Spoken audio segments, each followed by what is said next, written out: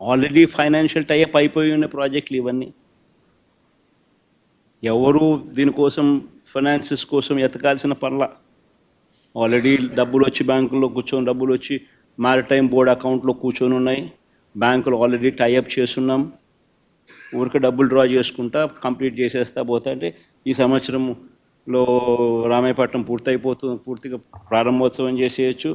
మిగతాది వితిన్ 1 ఇయర్లో, వితిన్ 1.5 ఇయర్లో మిగతా 2 కూడా పూర్తయిపోతాయి.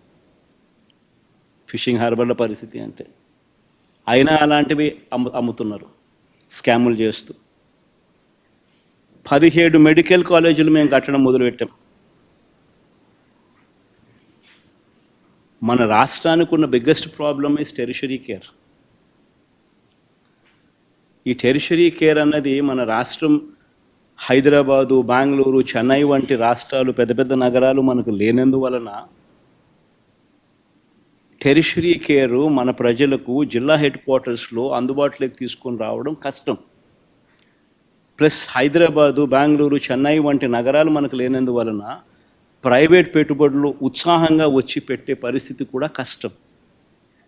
సో పేదవాడికి ఎక్కడైనా మల్టీ స్పెషాలిటీ హాస్పిటల్స్ అందుబాటులోకి రావాలి అని అంటే గవర్నమెంట్ పూసుకొని పేదవాడు ఇబ్బంది పడకూడదు అన్న ఆరాటంతో, ఎందుకనంటే ఉట్టి హాస్పిటల్ వైబిలిటీ రాదు. హాస్పిటల్కు teaching, if it is made as a teaching hospital, medical కాలేజ్తో ఆ హాస్పిటల్ అనుసంధానం అయితే పీజీ సీట్స్ వస్తాయి, పోస్ట్ గ్రాడ్యుయేట్ చిల్డ్రన్ అందుబాటులోకి వస్తారు, డాక్టర్లు చదువుతూ ఉన్న వాళ్ళు అందుబాటులోకి వస్తారు, నర్సులు చదువుతూ ఉన్న వాళ్ళు అందుబాటులోకి వస్తారు, వాళ్ళందరూ అక్కడ ఇంటర్న్షిప్ చేస్తారు, హాస్పిటల్ ఖర్చులు తగ్గుతాయి, సూపర్ స్పెషాలిటీ హాస్పిటల్స్కి సంబంధించిన ప్రొఫెసర్లు అందుబాటులో ఉంటారు. ఇవన్నీ దృక్పథంతో 17 మెడికల్ కాలేజీలు, ప్రతి పార్లమెంటుకు ఒక మెడికల్ కాలేజ్ ఉండేట్టుగా వాటినన్నింటినీ జిల్లా హెడ్ క్వార్టర్స్ని వాటినన్నింటినీ జిల్లాలుగా చేసి, ప్రతి పార్లమెంటును ఒక జిల్లాగా చేసి 17 కొత్త మెడికల్ కాలేజీలు మేము శ్రీకారం చుడితే, అందులో 5 మెడికల్ కాలేజీలు మేము అప్పటికే ప్రారంభోత్సవం చేస్తే, మరో 5 మెడికల్ కాలేజీలు ఈ సంవత్సరమే క్లాసులకు పూర్తి చేసే కార్యక్రమం జరిగితే, మిగతా వాటి పనులు కూడా శరవేగంగా ముందుకు వెళ్తూ ఉన్న క్రమంలో ఇప్పుడు ఏం చేస్తూ ఉన్నారు? స్కాములు చేస్తూ ఆ మెడికల్ కాలేజీలు తమ వాళ్లకు అమ్మేయడానికి ప్రభుత్వం సిద్ధపడింది. ఆశ్చర్యం కలిగించే విషయం, కేంద్ర ప్రభుత్వం బడ్జెట్లో 75,000 మెడికల్ సీట్లు మేము క్రియేట్ చేస్తాం వచ్చే 5 సంవత్సరాలలో. ఈ సంవత్సరం 10,000 మెడికల్ సీట్స్ మేము ఇవ్వడానికి సిద్ధంగా ఉన్నాము, ఇవ్వబోతున్నాము అని చెప్తా ఉంటే, ఒక్క మన ఆంధ్ర రాష్ట్రం మాత్రమే మనకు ఇస్తామన్న సీట్లు మాకు వద్దు అని చెప్పి కేంద్ర ప్రభుత్వానికి వెనక్కి లేఖ రాసిన ప్రభుత్వం దేశంలో ఏదైనా ఉందంటే అది ఒక ఆంధ్ర రాష్ట్రం.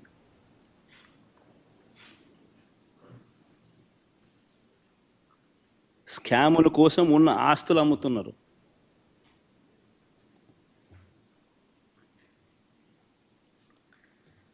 చంద్రబాబు గారి దృష్టిలో సంపద సృష్టి అంటే దాని అర్థం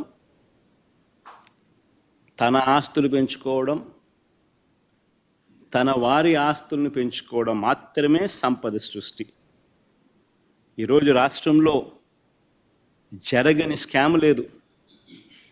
ఈరోజు రాష్ట్రంలో ఇసుక స్కామ్, గతంలో రాష్ట్ర ప్రభుత్వానికి సంవత్సరానికి 750 కోట్లు ఆదాయం వచ్చేది. ఈరోజు రాష్ట్ర ప్రభుత్వానికి రూపాయి ఆదాయం రావడంలా ఇసుక నుంచి. కానీ ఇసుక చూస్తే మనం గతంలో అమ్మిన రేటు కన్నా డబల్ ది రేటుకి అమ్ముతున్నారు. సంపద సృష్టి ఎక్కడ జరుగుతూ ఉంది? చంద్రబాబు నాయుడు జోబిలో జరుగుతూ ఉంది. రాష్ట్ర ప్రభుత్వానికి ఆదాయం ఆవిరై. మద్యం, గవర్నమెంట్ రంగంలో నడిచే మద్యం షాపులు ప్రైవేటైజ్ చేసినాడు. కరెక్ట్గా ఇదే ఆరోపణ మీదనే అరవింద్ కేజ్రీవాల్ అనే ఆయనను జైల్లో పెట్టారు. ఇక్కడ సక్సెస్ఫుల్గా అక్కడ చేయలేకపోయాడు. చేయక మునిపే ఆయన జైలుకు పోయినాడు పాపం. ఇక్కడ చేసి సక్సెస్ఫుల్గా అరవింద్ కేజ్రీవాల్ని అక్కడికి పోయి తిట్టొస్తాడు.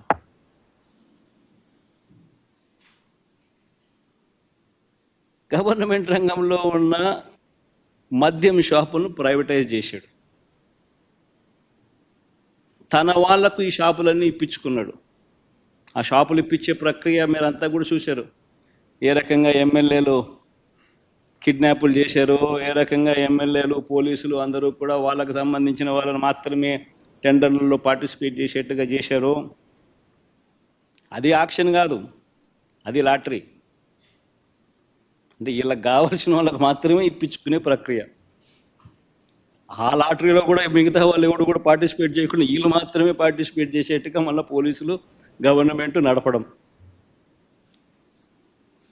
మళ్ళీ ఎమ్మెల్యేలు బెల్ట్ షాపులకు ఆక్షన్ పిలవడం. ప్రతి గ్రామంలోనూ 2 లక్షలు 3 లక్షలకు ఆక్షన్ పిలిచి వాళ్ళకి ఇవ్వడం. ఆ 2 లక్షలు 3 లక్షలు పాడిన కార్యకర్త పోలీసులు ఎవరు కూడా వారికి సహాయ సహకారాలు అందిస్తాడు, వారిని అడ్డుకోడు. ఆ మందు వాళ్ళు అమ్ముకోవచ్చు. ఆ మద్యం షాప్ ఆక్షన్ తీసుకున్నాడు, బెల్ట్ షాప్ ఆక్షన్ తీసుకున్నాడు, ఎంఆర్పి రేటు కన్నా ఎక్కువ రేటుకు